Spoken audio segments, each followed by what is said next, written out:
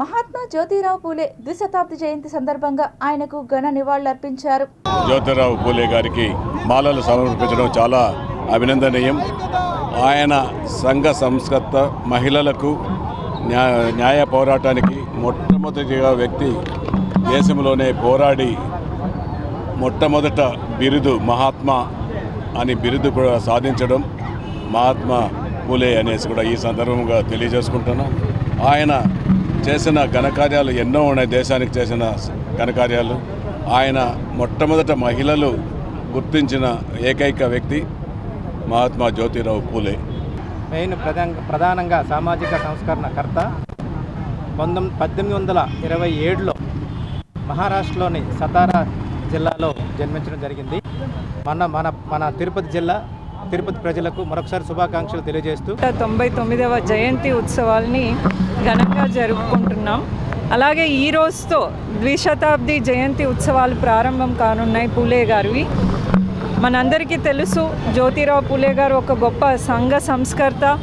అణగారిన వర్గాల కోసం, వారి అభివృద్ధి కోసం అలుపెరుగని పోరాటం చేసినటువంటి పూలే దంపతులు మనందరికీ కూడా ఆదర్శం.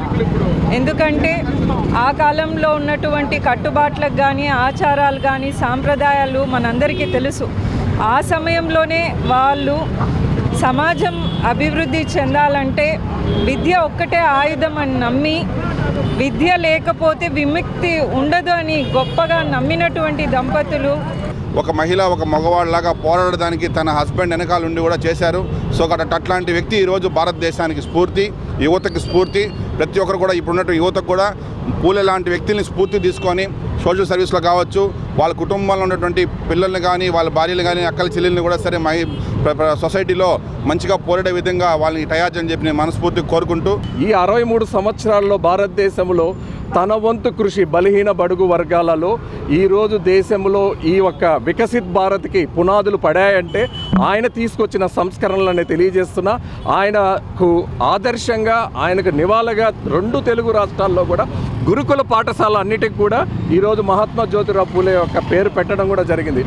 యావత్ తిరుపతిలో ఉన్న బీసీలందరూ, బీసీ సంఘాలు, కుల సంఘాలు అన్ని ఐక్యతగా వచ్చి ఆయన యొక్క జన్మదిన పండగని అంత విజయవంతం చేశారు. ఇదే విధంగా రాబోయే రోజుల్లో ఇంకా మరింత ఉత్సాహంగా చేయాలని చెప్పి జ్యోతిరావు పూలే జన్మదినాన్ని ప్రభుత్వం అధికార దినంగా ప్రకటించి సెలవు ప్రకటించాలనే ఒక డిమాండ్ ఉంది. ఇది కూడా ప్రభుత్వం ఒకసారి ఆలోచించాల్సిందిగా కోరుచున్నాం. ఈ రోజు తిరుపతిలో పెద్ద ఎత్తున బీసీలకు మద్దతుగా అన్ని కులాలు వచ్చి జ్యోతిరావు పూలే జన్మదిన వేడుకల్లో పాల్గొనడం మాకు చాలా ఆనందంగా ఉంది.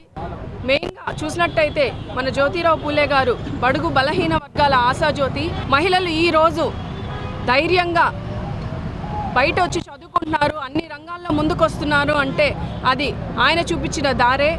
ఆదర్శ జ్యోతిగా బడుగు బలహీన వర్గాలకి పెద్ద దిక్కుగా ఆయన ముందుకొచ్చి ఆ కాలంలో పెత్తందారుల వ్యవస్థ, బ్రాహ్మణులు కావచ్చు, మిగిలిన కులాలను అందరినీ కలుపుకుంటూ ముందుకు తీసుకెళ్లిన మహాత్మా జ్యోతిరావు పూలే గారికి సదా మేము బీసీలుగా ఎప్పుడూ రుణపడి ఉంటాము. పెద్ద ఎత్తున మహాత్మా జ్యోతిరావు పూలే గారి 199వ జయంతి కార్యక్రమాన్ని ప్రభుత్వం అధికారికంగా జయంతి కార్యక్రమాన్ని నిర్వహించడం జరిగింది. చాలా సంతోషం.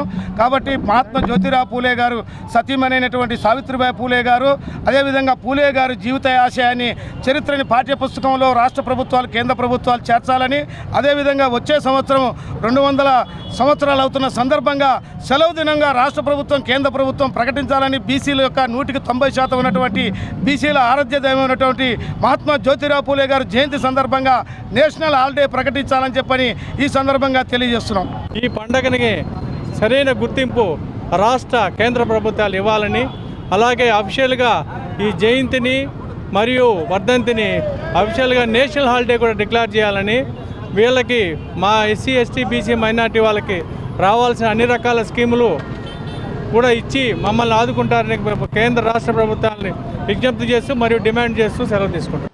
ఆయన మహిళలకు చదువు కావాలి, మహిళలు చదువుకుంటేనే మన దేశ అభివృద్ధి చెందుతుంది అనే ఉద్దేశంతో మొట్టమొదట వారి శ్రీమతి సావిత్రిబాయి పూలే గారికి చదువు నేర్పి మొట్టమొదట తొలి ఉపాధ్యాయుని రాయలుగా చేసి మహిళలకు విద్యను ప్రసాదించిన మహానుభావుడు జ్యోతిరావు పూలే గారు.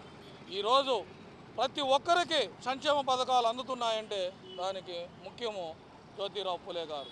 ఆయన అడుగు జాడల్లో ప్రతి ఒక్కరూ నడవాలని ఈరోజు మన గౌరవ ప్రధాని నరేంద్ర మోడీ గారు కూడా ఆయన ఆశయ సాధన కోసం ఎంతో కృషి చేస్తున్నారు.